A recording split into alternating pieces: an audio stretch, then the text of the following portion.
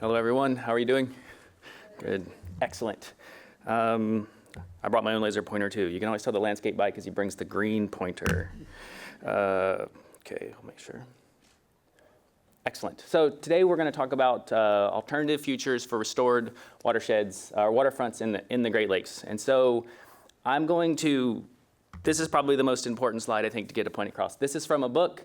Eventually, the new Third Coast Atlas will be published, so it's a design book on the Great Lakes. You can pre-order it on Amazon. I'm not publishing it. I wrote a chapter, so you can take it or leave it. But this is from this book, which is why I wanted to cite it. This graphic here you're looking at is basically indicating the relationship between the population that we have within cities over the last 100 years and the relationship of population within each one of the watersheds of each one of our Great Lakes.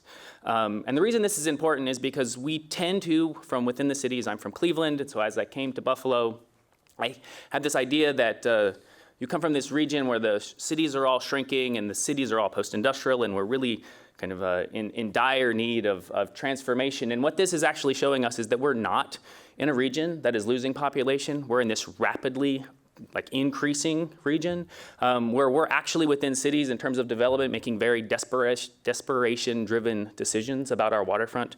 And it's a huge problem. And so it's something we really have to get in our heads is that we're not in bad shape here, even though we have issues of inequality and vacancy in our cities.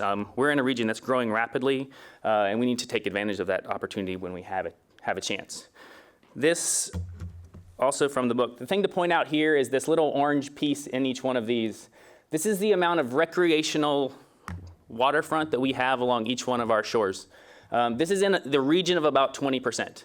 So we're talking about how 20% of our shorelines are publicly accessible, basically, and this is a resource that's 100% ours as the public here. So this is also something that we need to address. Not only do we need to fix up our recreational accessibility to the shorelines, but we actually need to claim more. So I'm not saying we need to keep this. We need more accessible landscapes around the basin.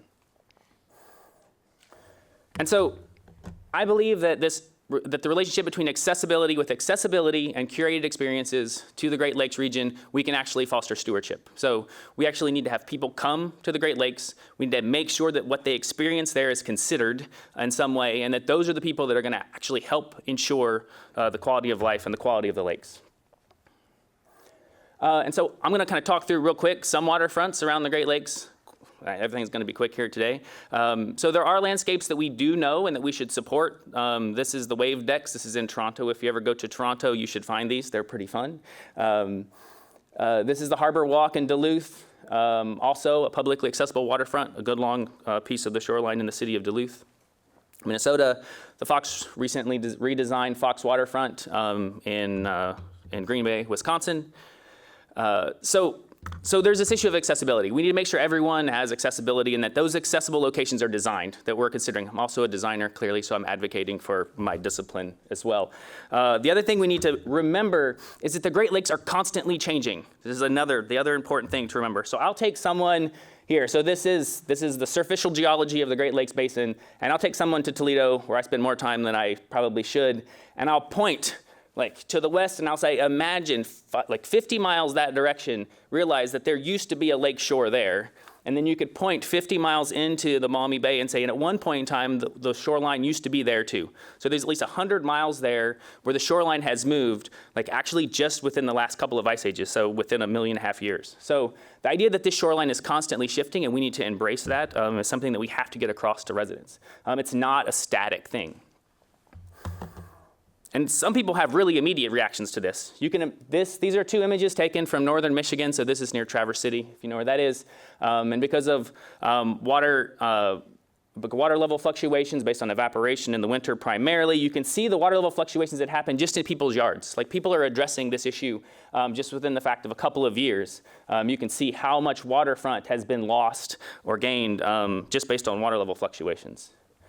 And then you get these weird landscapes that are basically composed of just this process, where you get kind of shrapnel of various types, old Christmas trees, land that has become inundated that clearly had vegetation that was growing out in a dry area, and as the water level is coming back up, pieces of docks that are no longer in use because they don't need them anymore. You can just see this kind of palimpsest, as it were, of landscapes that exist in this, that have to accommodate this condition. What I want to talk about today, though, is the idea that there are a series of new landscapes. If we're going to claim new public landscapes, what would those landscapes actually be? And so the three I'm going to look at are going to be post-industrial, accreted, and renovated. And I'm going to kind of just give one example of each so we can move through this. So the post-industrial landscapes we know, there were big water-intensive resources or infrastructures that were developed along our waterfronts that are no longer necessary. We have them here, we have them everywhere. This is in Chicago. This is Steelworkers Park in Chicago, which is a site that's in fear of being developed into a big private housing development, but it's a landscape that is publicly accessible near the water, and it's a big piece of public post-industrial land. We're going to keep going. So the accreted landscapes. This is the Cat Island chain, which is a series of remade islands in Green Bay used to store sediment. This landscape is meant to recreate a series of islands that were lost during some storms in the 70s. And the goal is to store sediment and also to promote habitat primarily for piping plover and other shorebirds. This landscape has great views. Lots of bird watchers go there, but they break in to go. So it's not a publicly accessible landscape. It's totally a missed opportunity in terms of getting people out to see important sites. We have our own accreted landscape here. It's Times Beach. It's one of my favorite landscapes in the entire city, so you should go if you haven't.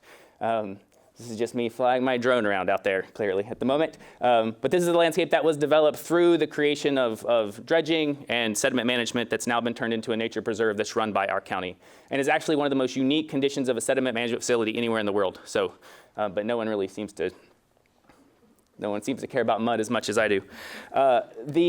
This is Illinois Beach State Park. This is north of Chicago. This is a landscape where you can actually see the geologic time spelled out in a landscape here, just through the striations that exist in the landscape. There are these big rivers that kind of stretch through. It's kind of an amazing landscape that is actually an index of the geologic time that existed here. These lines of trees that run through the site and marshlands, it's kind of amazing. And then there's actually a big dune landscape in the front of it that's constantly moving and blowing out during certain rainstorms. And so there's lots of caution things, which you really get to experience the dynamics that happen in this region in landscapes like this. This is Erie Beach State Park. This is also another place I'd recommend you going if you can get across, as long as you can get across the border to Canada. This is an old casino site that had a big kind of infinity pool along the edge of the lake. And so this is an old swimming pool that used to be next to the water, which was full of sand for the swimming pool, and it's allowed a whole bunch of new species to kind of crop up. So it's this renovated site. Used to be a public landscape, now turned into a new public landscape. And the people use it, but they have to engage this kind of former infrastructure in new and kind of novel ways. Got 2 slides and I'm done. So one of the things that we've been doing, I've been doing as a designer, is really trying to find ways that we can actively engage just the public interaction with these landscapes and do it in ways that actually permit the landscapes to evolve and change through time. Because I'm actually someone that doesn't actually, I believe that we don't actually have the ability to really accurately predict what's going to happen. And then we need to allow things to change and watch things change and not make a bunch of, I guess I said, desperation-driven decisions about what the shorelines of the Great Lakes need to be now, because we actually don't know. So, and then I have this, which I always have to include for my students because it's the only slide they ever read, is all the stuff they think they'll be on the quiz. So this is, just the idea here that we need to focus on accessibility. We need to say accessibility by what means and accessibility to what public. Just having to be able to tout 20% of our shoreline is accessible when that accessibility is 400 miles away from every urban area we have in the state, for example, is also a huge problem. So accessibility to who also becomes really important. We need to figure out how these landscapes can evolve and change through time and how we accept that change through time. And are there any ways to take advantage of the fact that these conditions are evolving as opposed to constantly fighting against them? And then the last is just this issue of use.